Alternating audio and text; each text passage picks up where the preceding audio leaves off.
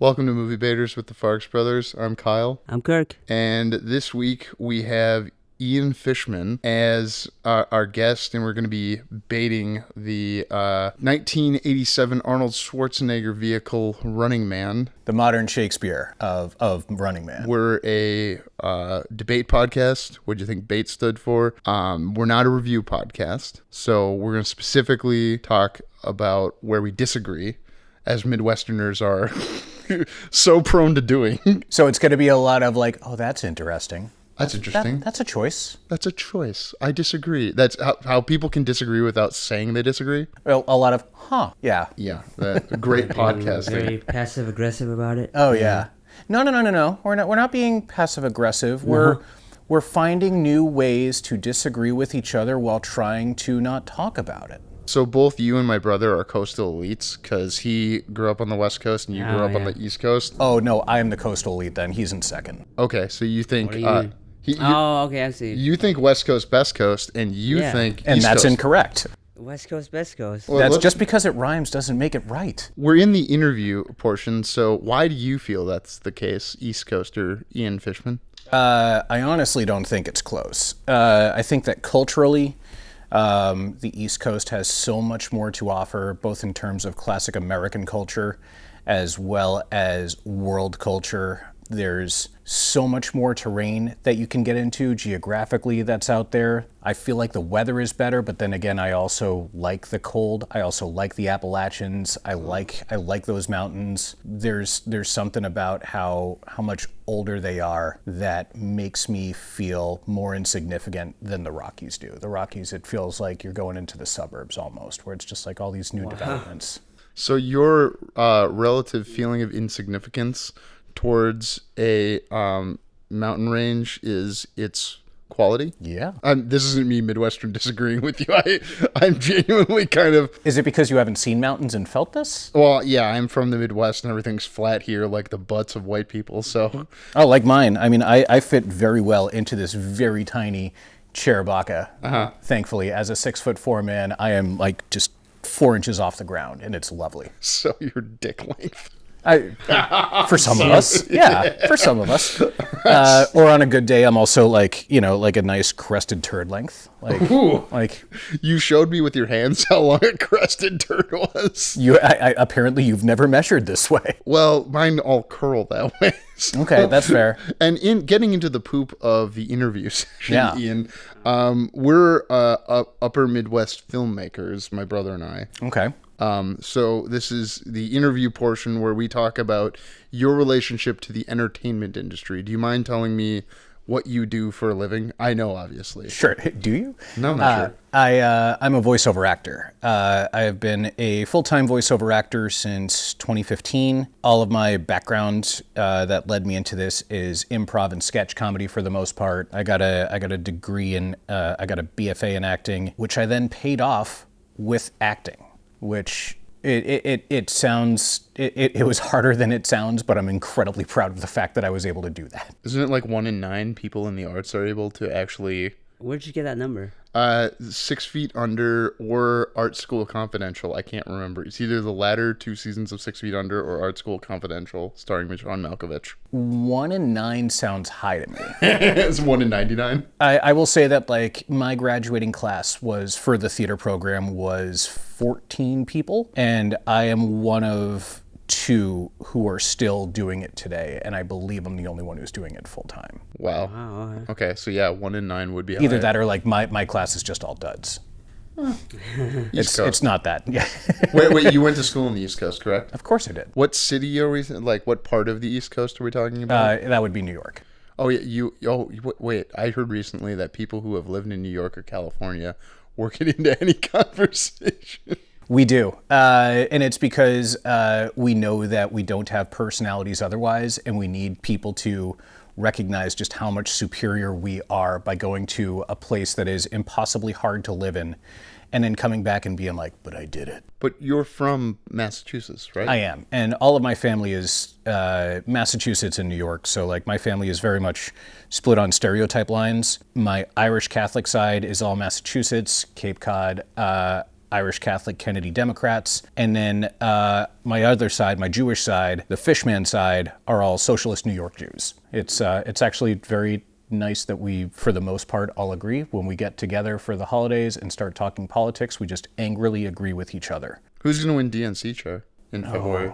I have no idea. That sounds like the two ends of the spectrum to me.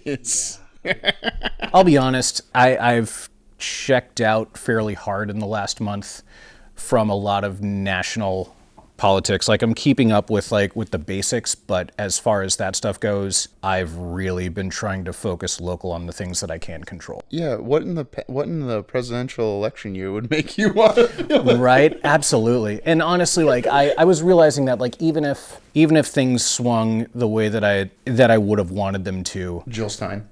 Jill Stein, yes, 100%. That was a Jewish joke. Yeah, thank you. You're welcome. Is she Jewish? I should have said Dr. Jill Stein. No, Dr. Jill Stein is not Jewish. Then why is that a Jewish joke? She's very Jewish. Her last name is Stein. It's Stein, yeah. But if she's not Jewish...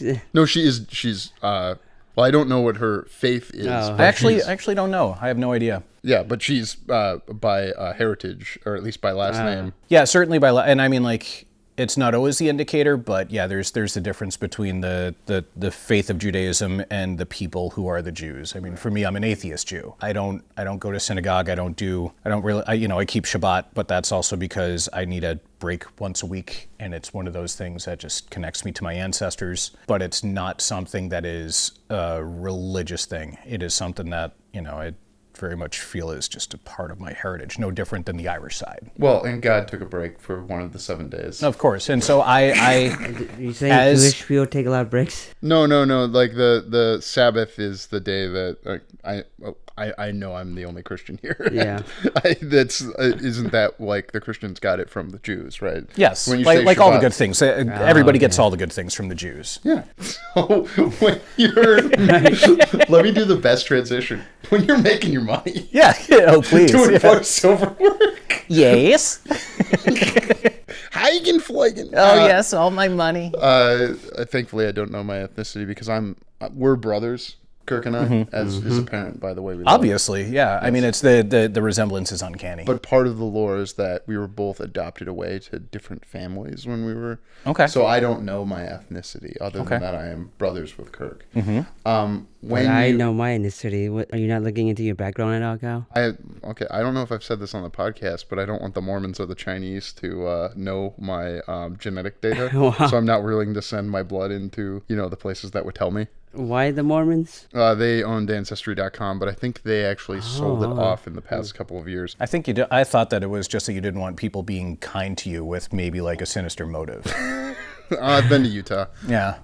Where's the bulk of your voiceover work coming? I'm sure it's a stratification of different things. It is. I do a lot of commercial work. I do a lot of narration work, e-learning and training stuff. I do a lot of phone tree work. This last season, I did a lot of political work. I'm very much a blue-collar voice actor in the sense that I tend to show up in a lot of different places and nobody necessarily knows me, and that's really nice. So you don't get like recognized and say, "Hey, I recognize your voice" when you're like ordering at a drive-thru or something. No, thankfully. I've had some of that happen before with things where like, and it's, if I'm doing something where like I'm doing something for a local company and they know that they got an ad and then I go and interact with that, or a project and I go and interact with that company. For example, doing phone tree work. There is a rental spot over in St. Paul that I did phone tree work for, like hi, thanks for calling the Farx Brothers, or Farx Brothers, excuse me. I'm slowly, but like it always takes me a little bit. But to speak to them, press 1. To leave a message, press 2. That kind of thing. Going into this rental spot, and this was something that I had done years ago, but they were like, "You sound so incredibly familiar." And then I put it together later on that like that was why, was that I am their outgoing messages and their please hold messages. And you go to voiceover conferences, so you must run into people that get recognized I just thought of this, like going through a drive-through, like, "Hey, are you Stewie?" But not like Seth MacFarlane does that voice when he's ordering, and he probably doesn't go through a drive-through. He probably doesn't do any of those. I don't know that would happen to him unless he was like actually trying to make that happen. I assume most of our audience doesn't know you're giving a good idea of much like the most actors are, and you're an actor, they're doing commercials or they're doing industrials. Yes. The bulk of their time. They're not doing narrative. Yeah. But you have done narrative, and you have interacted with those that are doing voiceover narrative, correct? Yes. Because it's not a large industry, right? Like, how many people are it's not huge working voice actors in the country of 350 million of us? For people who are doing it full time, it's probably about 5,000. Well, yeah, something like that. Pretty small. I guess, just kind of extrapolating a little bit, like if I'm going up for a local commercial here through my agent here, I'm probably going up against 50 to 70 other actors if it's just pooling in the Twin Cities from my agent here. Whereas if I'm doing, if I'm one of the ones that's doing if I'm auditioning for a national campaign, and they're doing a full national search for it, I'm probably up against 1,500 to 2,000 other voice actors for that. And being somebody who's 40, I'm very much in the sweet spot as far as demographics go, but that means that there's, if I'm up against 2,000 people in the age range of 30 to 50, that means that there's probably 2,000 above me and maybe 1,000, 2,000 above 50, and then maybe 1,000 to 2,000 below 30. So that brings up a good, not a good question, but how do you break? I'm about to ask you a terrible question. I don't think you can say to yourself, I'm bringing up a good question. That's really for it's not even for me to judge. It's for listeners to judge. And will they tell you? You sparked I can't wait for you to get that I'm enjoying feedback on this. I hope I look forward to comments probably from Dr. Dedeen. Shout out, Chris. Break down your week or your day. Like you must have to do a lot of auditioning to get to the work that sustains, I knew you'd be someone with a mortgage, and this is a real ass job. Yeah. So each day, it's not nearly as glamorous as a lot of people think that it is. Because I'd say that only 5 to 10% of my time in my business, 10% maybe. Yeah, 10% is probably right, is me actually doing voiceover work live. Each day, I'll get auditions that come in through the course of the day and overnight from my overseas clients and such. And so when I wake up, I check my email just to see is there anything urgent that I need to do. And I'll usually have, on an average day right now, I'm doing probably about 8 to 10 auditions. And I'm doing those right off the bat, the things that came in that I need to get out early that are due quickly. Then from there, I go on to booked work that I've got for the day. So if I'm doing something that's time sensitive, yesterday I had a medical course that I needed to do, and it wasn't a full course. It was maybe a 3-minute course. They needed it back by end of day, so I did that. I had some phone prompts come in. I had an explainer video come in, which are the whiteboard videos that show up where to break down a concept or whatever it may be. And then I'll take a break for lunch or for breakfast. And then I'll go back into either more long-term projects, if I'm doing a bigger e-learning course that doesn't have a real hard time deadline on it, I'll go do that. On the days where I don't have anything like that, I'm on LinkedIn and trying to connect with people and trying to connect with clients and find new clients that way. Most of the job of being an actor is looking for work in one way or another, whether it's trying to, and especially for voice actors, whether it's doing the auditions, which is, doing 2 to 3 takes of the script that you're getting on spec to see if you're right for it. And most of the time you're not, or you may not book it. My audition to booking rate is about 3%, and that's really good. And then otherwise it's just hustling, trying to meet people, trying to stay in touch and stay top of mind. So that when people do need a project, and it's a project that fits my voice, making sure that I'm the first one that they think of. You have an agent, but you mentioned you're constantly looking for work, and that's something I've heard other actors talk about. Could you break down that, what's your agent net? And obviously you have more than one agent, I imagine. I do. Break down the types of agents you have and their relationship to you getting work and your relationship to you getting work. Agents are they're all broken out by market. So I've got my agent here She's my home agent. And then I'm repped in LA and Chicago and Atlanta and Texas and San Francisco and Montreal. It's changed a lot in the last few years. So I was looking at my finances pretty recently because, we're getting towards the end of the year and just checking out like how things were versus how they are now. When I first went full time, I would say that like 25 to 30% of my work was coming in through my agents. And now it's probably 5 to 10%. And part of that is just because like when I was first starting, I was much more reliant on my agents because they were the ones who were getting me most of my gigs and most of my opportunities. And then because I can't just sit around and wait for my agent to call, like that's a great way to starve. Eventually, like I started like building up my business enough that that ended up really taking over. And that's a lot more than non-broadcast stuff that you end up getting that way. There's some commercial stuff that I get through making those relationships, but most of the things that I'm finding on my own tend to be the non-broadcast things, because those are the things that, like, while they're dry and boring, those are the things that also pay the mortgage, and they also pay really well. Agents are mostly there for commercial work. Occasionally there's some industrial work that comes through, but for the most part, because there are marketing agencies in all different cities and such, and they will, depending on who their client is and who and where they're looking to cast from, that'll affect what agents they're reaching out to, which is part of why like I want to be in those different markets. So like the things that I'm getting from my Minneapolis agents are different from the things that I'm getting from my Texas agent, which are different than the things that I'm getting out of Chicago and such. If they're doing like a big national search, like I'll get that from all of my agents, and then I have to essentially decide who I'm going to submit through. Agents are people who their whole job is to help you find those bigger jobs and get you those opportunities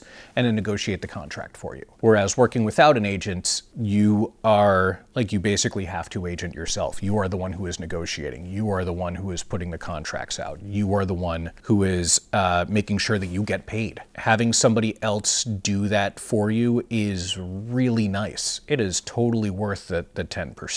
But again, just, if I'm just hanging out waiting for things to come through from my agent, and again, like having like a 3% success rate for the things that I'm auditioning for that I'm booking, that is still, again, like pretty good rate. That's a lot of time that I'm just waiting on, or I have to like audition constantly to be able to put food on the table that way. Never knew it was so complicated. How are you developing your talent as like I think of like other actors like, oh, I have to take classes all the time. Are you taking classes all the time, or are you doing some like drinking honey so your voice stays velvety? What's a little bit of both. I'm in classes fairly often.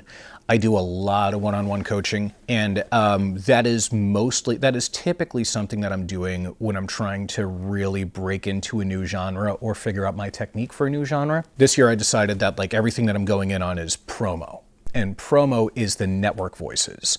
Those are the ones that are like, it used to be that there would just be a couple of voices that would advertise everything for the networks. Now, thankfully, most shows are individualized and tailored.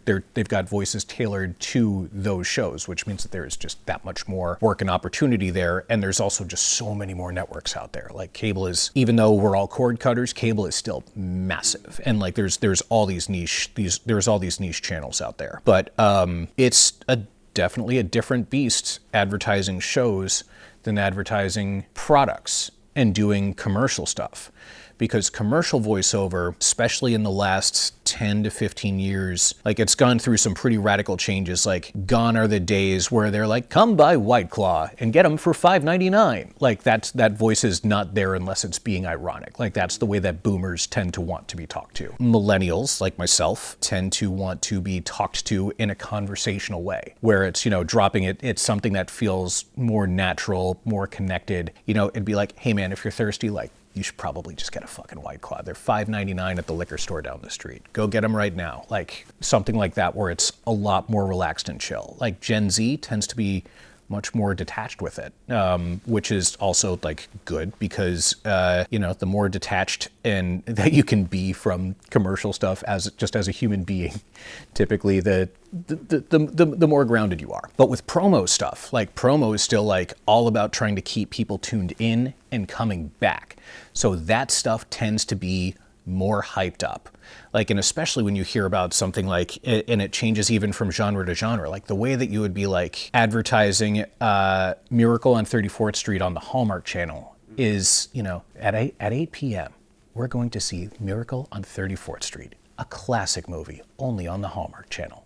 Whereas like you would never advertise hockey that way, because that's going to be like, this is the NHL, the greatest show on ice, like that kind of shit. Like, it's all about trying to hype people into or set their mood to keep them watching TV with you. And it definitely takes, it's a subtle shift, but it's pretty significant going from these different genres and such. So for those, I tend to do a lot of classes and one-on-one coaching and such. That's been just the big one for me this year, is promo stuff. What do they tell you in the coaching to get you in that direction? Is it what you just told us or other things? It all depends. Like, I've been working with 3 different promo coaches throughout the course of this year, and like they're all just fan-fucking-tastic coaches. But like, they're all great coaches in their own right, but they're all bringing me something a little bit different. So there's one that I work with who's really into the nuts and bolts of the script, where it's like they've got, it's a 10 seconds, you know, we'll just use 30 seconds because that's easier, but like it's a 30-second spot, but in there they've got these SOTs, sound on tape. It's the, you know, the interspersed clips from the show that they're showing, and you as the promo voice are bouncing off of that. Like, you're actually playing off of the clips that they're showing. But he's very into, like, there's math to this script. They're setting up a joke here, they're setting up jokes here. Like, you can figure out the ways in which the script writer is trying to play off of the tape that they've chosen for this. Another one of my coaches is very acting based, and he, you know, where it ends up being, even for something like promo, it's you know, think of who in your life you would be excited to share this show with, and why. Even if it's not a show that you care about, like, what can you get into with it? So for example, one for me is like, I'm not a huge trashy reality TV person. That's a style of promo that my voice fits. Like, my voice fits for a lot of Bravo shit. Why? 'Cause I sound younger than I am. Because I sound more casual, and like, it's, you know, it all depends on where you're gonna fit. Like, for me, like, MTV is a network that I tend to fit with well. With something that's trashy, one of the ways in which we talked about it was like getting into like the evil delight. Like, you're not advertising the show, you're advertising like, look at these fucking train wrecks. Tonight, we're gonna watch these fucking train wrecks vomit all over themselves, and it's gonna be hilarious because it's people who aren't us, and they're doing it for fame. Schadenfreude. Yes, exactly. And then I've got a third one who is really into figuring out your timing with it, because when you've got those 30 seconds and you've got those SOTs in between, you're bouncing your dialogue off of the tape that's going there, which means that, like, when they've put that together for this line, you've got 2.8 seconds to say that line, and whatever your line may be, and you need to fill that 2.8 seconds. So if you're over, you're going to get cut off, and if you're under, it's going to sound fucking weird. So like, figuring out what your timing is with this kind of stuff, like, it's a level of finesse that I did not realize it needed, and it's taken me, like, I'm still working on it. But it's taken me longer than I thought that it would to get that under my belt, because it's just a different set of mental muscles. What's SOT mean? Sound on tape. Sound on tape. You said that when you said SOT. Okay. Yeah, all good. Thank you. Yeah, You're was welcome. Good. Yeah. When you say genres, you said like promos. What are some of the other genres for reference? Sure. So commercial's a genre, and in commercial, there's a bunch of different ways that breaks down. Political is its own genre, because political commercials are different from traditional advertising commercials. E-learning's a genre. The thing that I actually get paid to say the most is click next to continue. Like, that's all like one-on-one training, that kind of thing. Phone trees, like IVR stuff, that's all its own genre. Explainers are their own genre. Animation's its own genre, which is separate from video games. Audiobooks are their own genre. Like, it's really like the different ways in which voiceover stuff fits. Guided tours are their own genre, and those are, like, while they kind of fit within kiosks and stuff like that, like, they're still different. You mentioned that it's taking you longer to hit certain marks, or when you said 2.8 seconds, that stuck out to me as, oh my God, could you imagine, like, the difference between 2 and 3 seconds to most people is not infinitesimal, but then to go from, no, it's not 2.5, it's not 3.1, it's 2.8. Yes. Yep. And like this coach, like a lot of it is what he has you do is sit there with the stopwatch. And sit there with the stopwatch on your phone, and you're timing yourself. So you're actually like timing these things out to figure out like what your window is, and then going through and saying it. And then you realize like, oh shit, this was 2.8. It's supposed to be 2.8 seconds, and I did it in 3.1. I better get on my horse and figure out a way to like make it fit. And then you make it fit, and it's like, all right, clearly you were speaking faster. Now you need to make it fit and make it sound natural. It's fun. It's a lot of fun. It is a strange thing to geek out on. So your 3 coaches are writing, acting, and timing? Yeah, I listen. Yeah, no, I just hadn't thought of putting it that way before, but you are 100% correct. Like, well, that's a good one. Yeah. This is gonna be the run. Yeah. This episode comes out third of all of these. So yeah, nice. I said all good. I was trying to like make you feel better, and now you're just making me feel like a dick for trying to make you feel better. I mean, it's nice to be here. Thank you so much. Here's the question I was going to ask you. These fucking shotgun mics. Were you going to say that the shotgun mic is like a dick? No, I was going to say if I'd known that this was what you were doing, I would have brought my shotgun mic. Oh, fuck. Yeah. No, we didn't. See, we didn't think about that. We're moderate podcast. Yeah, no, I like a shotgun is one of the 2 main mics that I use. Like, Why? Because it sounds great. I'm on a Sennheiser 416. There are really three mics that are kind of the industry standard, and that's one of them. And that one for a shotgun, it's a couple different things. One, it gives such like a beefy, robust sound. It really picks up the low notes in my voice and in other people's voice as well. The other one is that because it's a shotgun mic, as you know, the way that the direction of the mic goes and that like very small, narrow cone of sound, it can be very forgiving in certain spaces. So like if I'm recording, that's my road mic, is my shotgun mic. So when I need to set up a pillow fort to be able to record something out on the road, or if I've got my travel booth with me, I know that like if I can treat the area around me so that the sound doesn't really have anywhere else to bounce off of, that all the sound that it's going to get is coming from like right below my lips and at my chest. And that makes it so much better than doing something with like a cardioid pattern where it's going to pick up like a lot of things around you. That mic is fantastic for getting into tight spaces. Those are like a couple of grand, right? $8,000. Okay. Yeah. Well, so almost 10 grand. It's like buying a 15-year-old Civic. No, they said $8,000. $8,000. Oh, I heard $8,000. Yeah, like Thank you. Yeah, like $8,000. Single grand. If you get it on Black Friday from B&H, you can get it for $800. Okay, I've seen I've worked with some Sennheisers that were like $2,000 or $3,000. Or at least that's what the other person in production I knew it was in the 4-figure range. So give me that. Yep. No, you still got there. Talking about money. Hey, you're doing good. Thank you. You're doing good.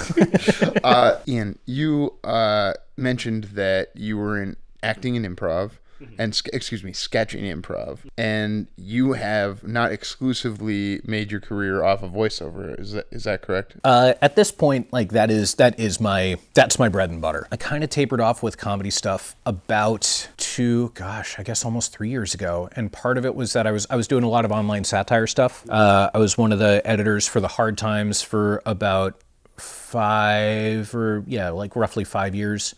The punk rock satire. I helped start a cannabis satire site, and I was the EIC for that. EIC? Editor in chief. Thank you. For about 2 years, and like I was making okay money for something that was like essentially a hobby. Like I think that like at the highest I made about like $12,000 from it in a year. Whoa.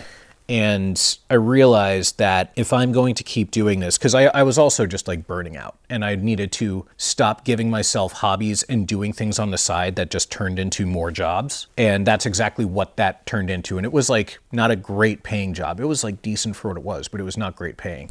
And so it was either like I either need to like let some things go with voiceover and really focus in on comedy, or I need to double down on my actual career. And I did the smart thing And I was like, let's just see what happens if I just focus on my voiceover career for a year and I don't do anything else. Like I maybe pick up like, I maybe get into like gardening or something like that a little bit. Otherwise, trying to find things to take up my extra time that were not work adjacent. And it was so the right move. I hear that. And this is the second, I'm going to say interview where somebody has gone into hard dollars with us. The example I'll give you is that post-conviction people who are out free, this is somebody that we interviewed who had worked, also does movie stuff. She was telling us that post-conviction people with 3 kids make like $10,000 a year. And if she works writing grants, exactly, towards like getting trucking jobs, because I heard this from fucker Tarleson, but it's true. Trucking is the most common job for people without a college degree. She works to get people from the trucking industry or into the trucking industry, which on one end pays $50K, on the high end pays $100K, and going from $10K, that's like, so when you mentioned $12K from comedy writing, I mean, to a lot of people I know who aspire to be comedy writers, like, man, could you imagine making over $1,000 in comedy writing and you did, a factorial above that? Yeah, thank you. And thank you for putting it in perspective that way. Like, it was one of the things that, like, it was hard one getting to that point, and that was one of the hardest things about saying no to it was real, but it was also very much realizing, like, I live in Minneapolis. Like, all of the opportunities that I'm making here are they're either remote things that I'm doing on my own or they're things that I'm creating myself. I just don't have the energy to push on that in that same way without knowing that it's actually going to make me money. And like, even unless you're getting like a real big, nice comedy job, they always pay shit. And by nice, I mean like when you're getting like TV money that comes with it. And even then, it's still not going to pay all that great. Like when I was in college, I interned for The Onion for a year. When I was getting out, like I tried to get a job there as a comedy writer, and like competition was stiff. I did not make it. It's fine. I think that their other entry jobs were at like $28K a year. Jeez. And this is back in like... This is like... pre-2010? This is 06, but it's also in New York. Yeah.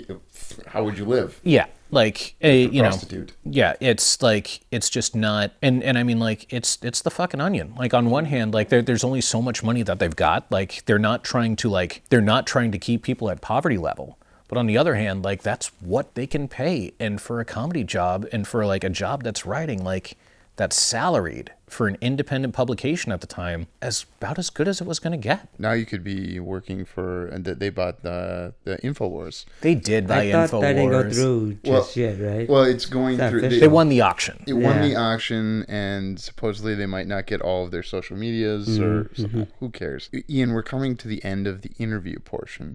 Okay. What didn't I ask you about that I should have asked you about that you would want people to know in relation to a movie baiting podcast where the intent is for us to disagree? I am very ready to disagree. Did I hear right that like, so like when I listened to episodes before, like, thank you. of this, oh, absolutely.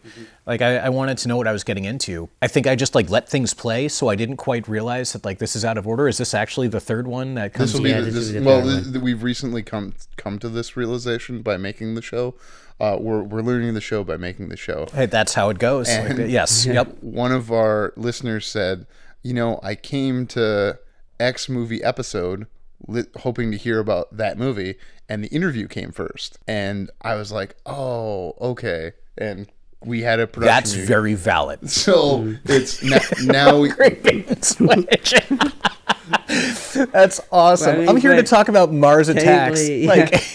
Technically, does that make them listen to it more, though? Because the first episode wasn't what they were looking for, so they have to keep listening to the next episode to listen to the actual debate. So I don't know. If I hopped into a podcast and I was expecting that, and I just got some fucking schmuck being like, but I also like movies. Like, like I totally understand that criticism. I think that you took that note very well. I think that that's a good note. Good. Yeah. Everything exists. That said, put this before we actually talk about the movie. Fuck you, I'm on your show. Everything exists in a context, and I believe that people can understand people's arguments better when they know more about them. But I've come to the realization, and I've negotiated with my producing partner and brother to put it third now, so that we have non-spoiler, spoiler, and interview. Yep. And thank you. This is giving everyone who's listened to this context for the show they're listening to. I mean, you are welcome. Is what I have to say. Otherwise, like I think that the only things that I've got are that I know that what I get to do is a lot of fun. It is also it can be rather isolating because you're basically going into a quiet room and talking to yourself for most of the day. And I say this because like if people are interested in doing this, because I do get this question a lot, feel free to reach out. I'm sure that my contact info will be in show notes. No. But again, okay. Well then I think at most your Instagram if you have one. Oh Okay. yes, your we put social media. Well, even better, listen to all the radio and TV that is out there until you hear my voice. And then from there, find those ads and track me back and then reach out to me that way. Effective. Oh, absolutely. It's not going to take that long for you to do that. But You're very prolific. I'm incredibly prolific, and also like I'm very distinct. No, my name is Ian Fishman. I am the Ian Fishman of the internet. Like if you look up Ian Fishman voiceover, you will find me. You will find my sites and such. Feel free to reach out. I have a whole section of my site that is dedicated to helping people get started in voiceover with resources and classes to check out. Like ultimately, like when you reach out, I'm going to send you this link that says like, here's all the resources. If you have additional questions, like feel free to ask, and that'll help with finding performance coaches and such and all that fun stuff. It is a fantastic corner of the entertainment industry to be in, and it is relatively tight knit. And there's also like a fair amount of scammy shit out there. You shouldn't, like if you're trying to get into something new, you should not have to worry about whether or not you're being taken for a ride in what it is that you're doing. So yeah, feel free to, if that is something that is of interest, feel free to reach out. I am very happy to at least like point you to good resources. So you don't teach classes yourself, you point people to... I point people to people who do that professionally and do it better. There's usually like each year I end up mentoring one or two people, but they're typically people who I'm already friends with, who already have an acting background or something like that, like where there's already a leg up and there's interest, and I know that they're going to put rubber to the road with it, because 9 out of 10 of the people who ask me about this like just want to find a way to make money quickly, and it is decidedly not that. And there are people out there who are great performance coaches, and again, as we said too, like there's not only are there all sorts of different genres, and like you should go for coaches that work in the genres that you want to be in, but also there are fantastic business coaches out there, and there's a lot of great free resources out there for people as well, where like the intro questions like don't necessarily need to be asked of me or anybody else. Like all that information is there for people to find, and I have those resources like set aside of like, here is all the places that you need to look for the questions that you are seeking. Man, you take some of having to be autodidactic out of it. That is a big word. Autodidactic means self-teaching. Okay. Wow. Auto meaning like automatic. I know what auto means.